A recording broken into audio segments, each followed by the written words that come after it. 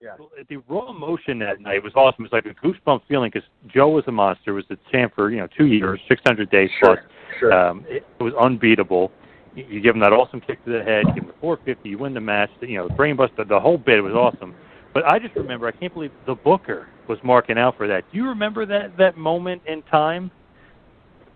I do, and I think going back to that, I think for Gabe, like that, he took a huge risk and a huge chance on me, because whoever the guy was going to be to have that moment, like if it didn't click or it didn't connect with the audience, it was going to be a huge missed opportunity, right? Because Joe had raised the prestige of that title so much that the next guy would be made as long as it was the right guy at the right time. And, luckily for me, and I'm always grateful for Gabe for putting me in that position and giving me that opportunity. And, it was important for me to try to create that moment and then try to capitalize on the momentum and everything that Joe had done and to the best of my ability. And so, I think for Gabe, it was, you never know until the moment happens. Like, did the story unfold the way they wanted it to, and was the crowd invested in it? And I think for him, that emotion was like probably a bit of relief as much as anything else, and excitement that, it clicked and we created that magic moment that people, still to this day, you're going to talk about probably one of the greatest moments in Ring of Honor history, and one that people remember being there. So, and really a testament, I think, to what Joe did for the time leading up to it, to have it have that much meaning for someone to beat him.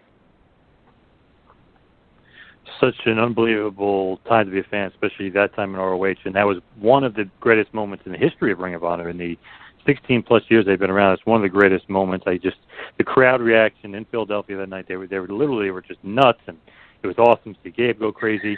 Now, you kind of alluded to a great story about Joe beforehand, how you wanted to make him very comfortable. Yeah, no, I did, and I hadn't gotten to know him. I mean, I was still relatively new to the company, really. I mean, I only been there maybe 6 months, so I was still getting to know people, and it was important to me that and Joe would have done whatever was asked, I'm sure, as being professional, but it was important that he got to know me a little bit, he felt comfortable, and that I was the guy to be put in that position. Because if he didn't, I don't know that I would have accepted being there, to be quite honest. So. Went out to LA and I had some other friends out there, and I did some training and got together with them for a little bit, and just got to hang out outside of wrestling, get to know each other, and I thought that helped too. For us then when we finally stepped in the ring, to maybe click a little better, have a little better comfort level with who we were in the ring with and what we were trying to accomplish. So it was for me. It was a huge opportunity. It was the moment that was going to put me on the map, and I wanted to make sure I was doing everything I could to make the most of that. It's such a cool thing to have, moments like that when you just look through wrestling, like the highlight reel, if you will. Like, that's a huge highlight reel. I always remember because Generation Next, when you guys came in, it was like, man, all these guys coming in at the same time, because what happened with Ring of Honor before that and TNA, I'm not going to get into that, but that whole situation kind of needed new stars. So when Generation Next came in, it was almost like, man, how are these guys going to get over? And the first night you guys were put together, you guys all got over, obviously, Shelley, Evans, Roderick Strong, and yourself.